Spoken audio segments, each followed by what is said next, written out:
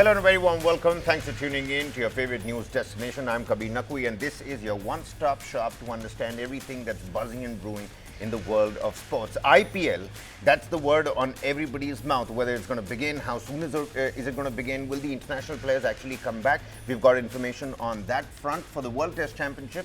Australia squad, well, let's talk about that as well. And from the world of football, you've got the AlNasra major victory over there. People are talking about the Tottenham versus Manchester United Europa League final way more than the Inter versus PSG final for the Champions League. And of course, Carlo Angelotti, the big name from Real Madrid and Napoli, well, he might just be heading to Brazil to become their international team's coach as well. What a great development. And mind you, it's 75th anniversary of Formula One. Some interesting aspects coming from there as well. So let's get cracking. Let's, in fact, game on. First and foremost, ladies and gentlemen, the Board of Control for Cricket in India has now confirmed to resume the Indian Premier League from the 17th of May. That's right. And now the remaining 17 matches will be played across only 6 venues, with the final slated for the 3rd of June as per this revised schedule, possibly after the cessation of hostilities between India and Pakistan. The Indian Premier League was halted on the 8th of May after the match between Punjab Kings and the Delhi Capitals was called off mid-game as Pakistan tried to invade Indian airspace in northern Indian region, forcing a blackout in the Himachal Pradesh Cricket Association Stadium at Dharamshala. The board officials have now decided for a quick resumption of the league after India and Pakistan agreed a ceasefire in their border conflict. The BCCI, in a statement late on Monday evening, said, and I quote, BCCI is pleased to announce the resumption of the Tata IPL2025 after extensive consultations with government and security agencies and with all the key stakeholders. The board has now decided to proceed with the remainder of the season. Great news for all those IPL fans out there. There's going to be finally some more color for the next 17 games on the evening television screens. But the first match upon resumption of the league will be between Royal Challengers Bengaluru and Kolkata Knight Riders in Bengaluru on the 17th of May. The 6 venues for the league matches as per the revised schedule will be Bengaluru, Jaipur, you've got Delhi, you've got Lucknow, you've got Ahmedabad and Mumbai rounding off those 6 venues. And the venues for the playoff matches will be announced at a later date. However, the dates of the playoff matches have been announced, and as per the schedule, Qualifier 1 is supposed to be held on the 29th of this month, followed by the Eliminator on the 30th of May. The Qualifier number 2 will be played on the 1st of June, to be followed by the title match just 2 days later on the 3rd of June. A total of 17 matches will be played across 6 venues, and the revised schedule includes 2 double headers which will be played on the 2 Sundays that are coming up. Now, the teams will have to reassemble the players, at least as many as possible, before the 17th of May. However, some players might stay back, particularly those who have or are dealing with some sort of injuries and niggles. Several foreign players contracted with the IPL franchises left for their respective home countries, and some were in transit after the league was suspended. The comeback plans of Australia's pacer Josh Hazlewood, who plays for RCB, might get affected by a shoulder niggle that might force him to sit out of the home game against Chennai Super Kings. It remains to be seen at this point in time how many Aussie or South African Test regulars return to the league, considering the probability of them having to feature in the World Test Championship final at Lord's starting on the June 11th.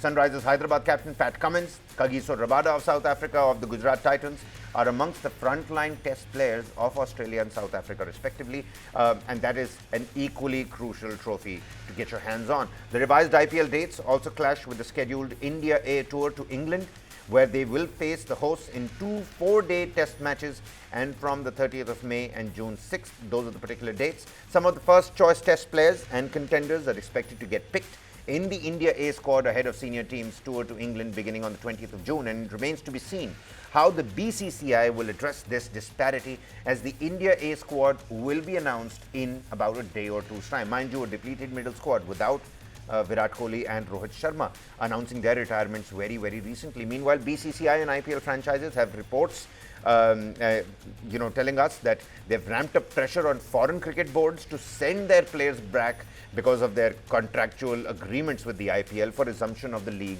from Saturday. But how much of that will actually take place? Well, we'll have to wait and find out. And now you've got Cricket Australia that has come out and said that it will support its players on their individual decisions on returning for the remainder of the Indian Premier League games, even as the revised IPL schedule is now going to be clashing with Australia's preparations for the World Test Championship final. Mind you, 3rd of June is when the final is going to take place, and 11th of June is when the Test Championship final begins at the Lords. And the development leaves Australia's and South Africa's Test regulars in a dilemma, as the World Test Championship final between the two nations is slated to begin on the 11th of June at the Lords. Cricket Australia, in a statement, said, and I quote, "Following the announcement that IPL will resume on Saturday, Cricket Australia will support players in their individual decisions, whether to return to India or not. Team management will work through preparation implications for the World Test Championship final for those players who choose to play in the remaining IPL matches. We are maintaining communication with the Australian government and the BCCI around security arrangements and their safety as well." I unquote. Now, in the wake of the unrest, several Australian players, including skipper Pat Cummins and fast bowler Mitchell Starc of the Delhi Capitals and Josh Hazlewood of the RCB, they returned home. They're also prime and important names when you're looking at the Test team.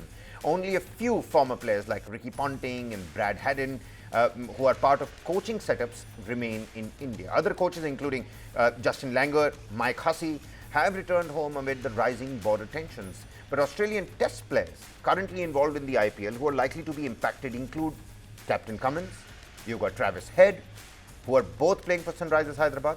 Delhi Capitals is Mitchell Starc, a prime name for that Australian Test team, and RCB's Josh Hazlewood coming in handy with the ball as well. Whilst Sunrisers Hyderabad are still out of the playoff race, second-placed Royal Challengers Bengaluru, they're well positioned to qualify, and fifth-placed DC also remain in contention. So Josh Hazlewood and of course Mitchell Starc, some pressure on those pace battery makers of the Australian team. Whether it's going to be IPL or the World Test Championship, well, we'll have to wait and find out. Meanwhile, Cricket Australia has also named the squad for the World Test Championship final. Flamboyant opener Sam Constas and fit again all-rounder Cameron Green found a place in Australia's 15-man squad to be led by none other than Pat Cummins as the Kangaroos bid to defend the coveted mace. The 15-member squad reads: Pat Cummins, captain. You've got Scott Boland, Alex Carey, Cameron Green, Josh Hazlewood, Travis Head, Josh Inglis, Usman Khwaja, Sam Constas, Matt Kuhneman, Manas Labuschagne, Nathan Lyon, Steve Smith as the vice-captain. You've got Mitchell Starc, Bo Webster. What a brilliant debut this person had against India. Brendan Doggett. They're going to be the 15-man squad travelling. Now, the BCCI has also released the revised schedule for the IPL, and as we stated earlier, the remaining 17 matches will be played only across 6 venues in India in a span of 17 days, with the final to be played on the 3rd of June.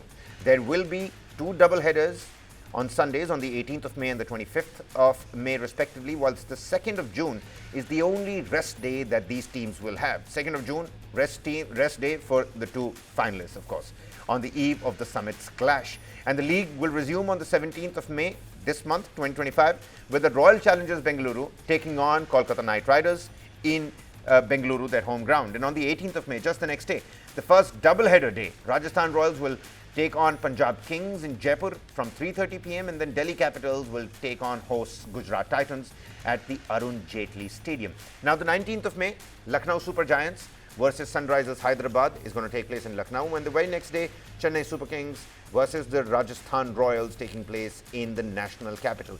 From the 21st of May, Mumbai Indians will host Delhi Capitals at the Wankhede, and 22nd of May, it will host Gujarat Titans against Lucknow Super Giants. Beg your pardon, it will be Gujarat Titans' home game against Lucknow Super Giants.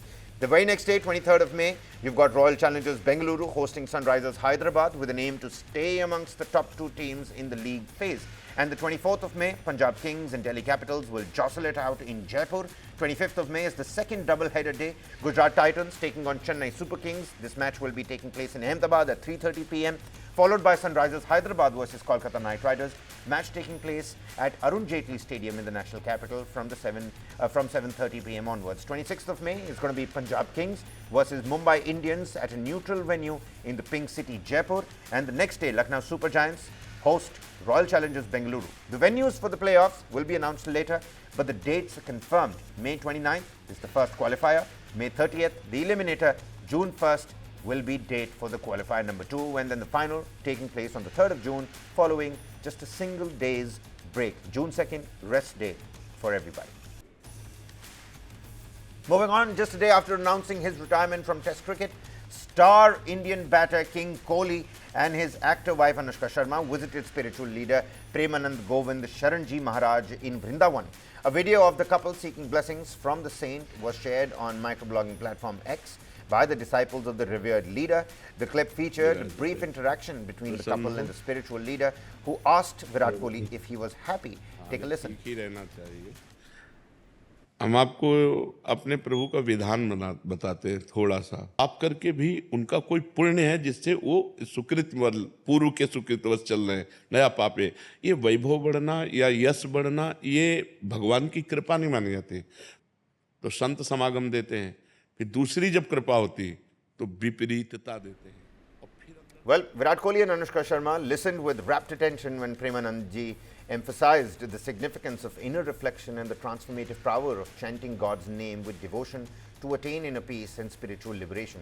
In another image shared on social media, Virat Kohli is seen doing a mantra jap with an electronic counter in his hand. Kohli, 36-year-old, and his family had visited the popular saint early this year as well.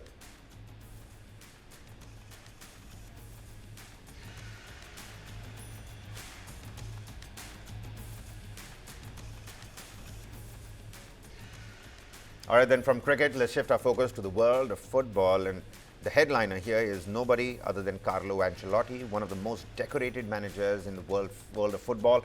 He's going to be next becoming Brazil's coach after leaving Real Madrid at the end of the season. The Brazilian Football Association has now confirmed the signing that took place yesterday after finally landing their first choice candidate, Carlo Angelotti, the head coach of the Brazilian national team. The 65-year-old Ancelotti has enjoyed 4 hugely successful years in his second tenure at the Spanish giants Real Madrid, but they are set to finish the season without a trophy this time around. Brazilian soccer sources said Ancelotti will sign a 1-year deal to become the world's highest paid national team coach ahead of the 2026 World Cup, with the option to extend his contract as well. Real Madrid have yet to announce Ancelotti's departure, but CBF's announcement, that's Brazil, confirms a highly anticipated move, ending a saga that has rumbled on for years. Ancelotti became the first manager to capture titles in each of Europe's top 5 leagues, in England, in Spain, in Germany, in Italy, and in France, and has guided Real Madrid to 2 Champions Leagues and La Liga doubles in 3 seasons alone. Ancelotti's Madrid silverware includes 3 Champions League titles, 2 Club World Cups, 3 European Super Cups, 2 La Liga titles, 2 Spanish Cups, 2 Spanish Super Copas, and 1 Intercontinental Cup. Ancelotti's contract with Real Madrid ends just next year, but he is expected to be terminated early. The 65-year-old coach will replace Dorival Jr., who held the Brazilian job for about 14 months and was fired in March after a 4-1 defeat at the hands of Argentina. Brazil lag in 4th position in the World Cup qualifying after 14 matches and have their 33-year-old star Neymar still dealing with difficulties and difficult to return to top form after that ACL injury back in 2023. The top 6 teams will finally secure direct spot in the next year's tournament. Brazil sitting at 4th after 13 matches. With great pleasure, I announce an extraordinary reinforcement. The Brazilian team, the most successful in the history of world football, will be led by the greatest coach in the world, the Italian Carlo Angelotti. Ancelotti will coach the team in the World Cup qualifiers and next year's World Cup. With a winning mentality, he is the only coach in the history of football to win 5 Champions League titles. The coach will fulfill his commitment to Real Madrid until the end of the season. Our new manager will start work shortly. On May 26, Ancelotti will call our 26 players for the 2 matches. I'm sure that this will be the first step on our journey towards the 6th championship. Now, well, from the international stage, let's come down to the European level. Tottenham Hotspurs manager Ange Postecoglou is targeting the Europa League final against fellow English club Manchester United to build the image of his club. Postecoglou has stated that the final on the 22nd of May would change the way Tottenham Hotspurs are looked at. Despite Tottenham being 17th and Manchester United 16th in the Premier League standings, the winner in Bilbao, which is where the final will take place, will be rewarded with a spot in next season's Champions League. And that, again, recounts for a major attractive measure for all these overseas players that both the clubs would be looking to sign over the summer. Spurs' Australian coach said that winning a trophy would change the way Tottenham have been perceived, both inside and outside the club. Listen in. Scoop on your way in, take the time down. Scoop on your way in, lads. Tottenham's form in Europe this season has been in stark contrast to their Premier League campaign, in which they have lost 20 times in about 36 matches. In the Europa League, they have won 9 of their 14 games, drawn 3 and lost just 2. And on Sunday, Spurs were beaten yet again 2-0 at home by Crystal Palace, their 20th league loss of the season, a club record in the Premier League era. They have also lost 24 matches across all competitions, their second most behind the 25 defeats they suffered in the 1991-1992 season. There was some good news for Postecoglou, however, with the return to action of club captain Son Heung-min, who he hopes will be able to play in Spain for that final as well.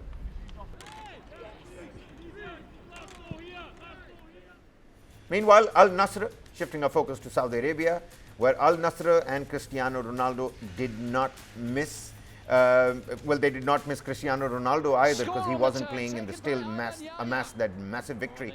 They recorded their biggest ever victory, handing a crushing 9-0 defeat away to Al Ukhdud in the Saudi Pro League yesterday. Sadio Mane netted 4 in a span of 19 minutes, and John Duran scored a brace with Ayman Yahya, Marcelo Brozovic and Mohamed Maran completing the tally.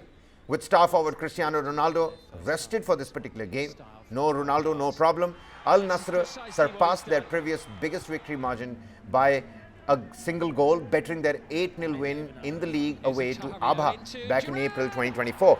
And AlNasra climbed up to the third position in the standings on 63 points and sit 1 point clear of third placed Al Qadsiya and 2 ahead of Al Ahli in the fifth in the race for the Champions League football next season, with 2 matches remaining.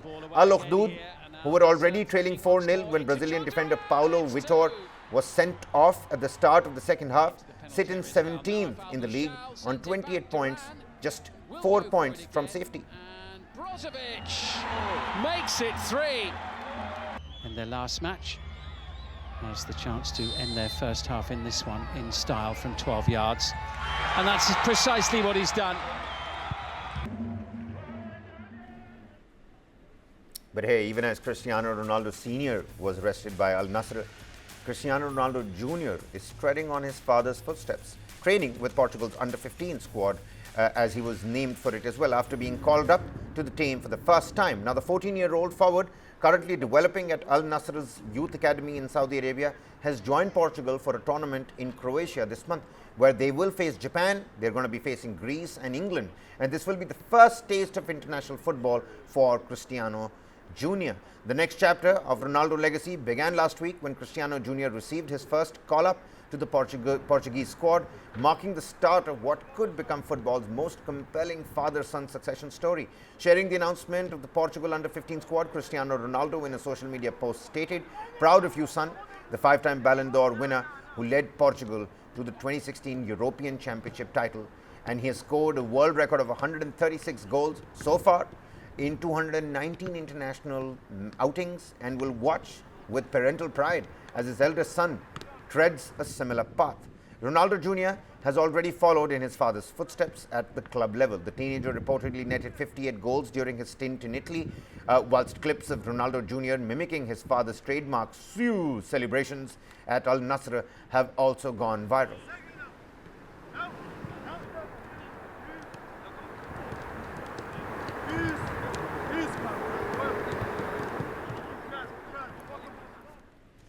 Well, now take a look at this. Newly restored and colorized footage of the first ever Formula One race was released today to mark the sport's 75th anniversary. The 1950 British Grand Prix took place at Silverstone and featured the iconic drivers, including Argentina's 5-time champion Juan Manuel Fangio.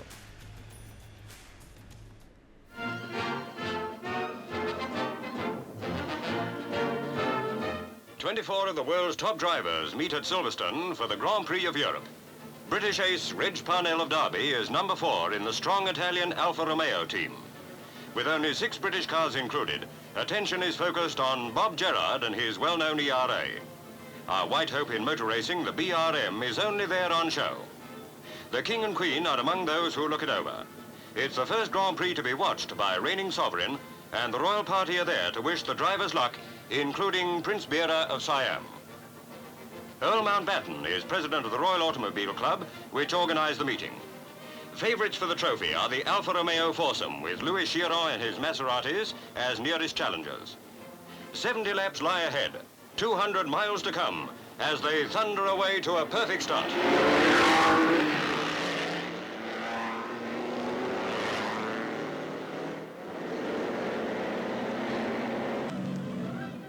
Jumping into an early lead is Juan Fangio, number 1, the former bus driver from the Argentine, and today the most successful racing motorist on the continent. Leading the Alfa Romeo team, the Argentinian is driving strictly to orders, with the other Alfa Romeos, 2, 3 and 4, following him round. Chasing the Italian quartet, down the straight from Copse Corner comes the Belgian driver Johnny Clays, number 18 in a Tolbo, and Bob Gerrard, number 12 in his ERA.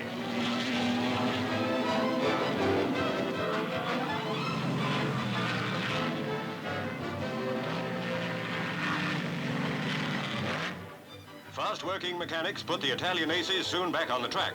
Closely watched by the royal party, they're back in there, battling it out, but never seriously challenged.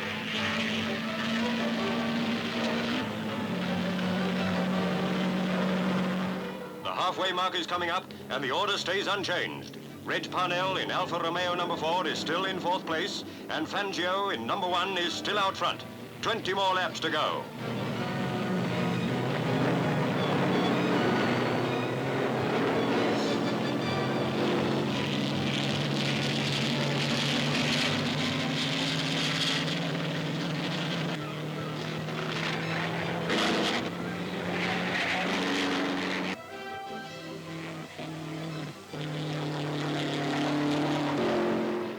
Down goes the checkered flag for first man home, and it's Alfa Romeo's number 2, Giuseppe Farina. A broken oil pipe having forced Fangio to retire. Fagioli is second, Parnell third. A 1-2-3 triumph for the cars from Italy. An ovation greets the hero of them all, Doc Farina, 90 miles an hour winner of the European Grand Prix.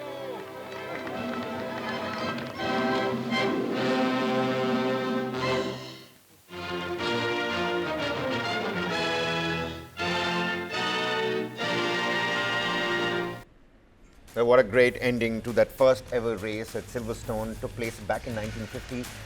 Manuel Fangio, a lorry driver from Argentina, picked up, won those F1 championships, one after the other for 5 subsequent years with lack of safety. Today you have all those coveted, copyrighted safety mechanisms in the Formula One cars. The speed is also top-notch with lack of security, which is why he's considered legends of legends. But with that, it's an end to this edition of Game On. We're going to see you again tomorrow, same time. Top developments on the other side.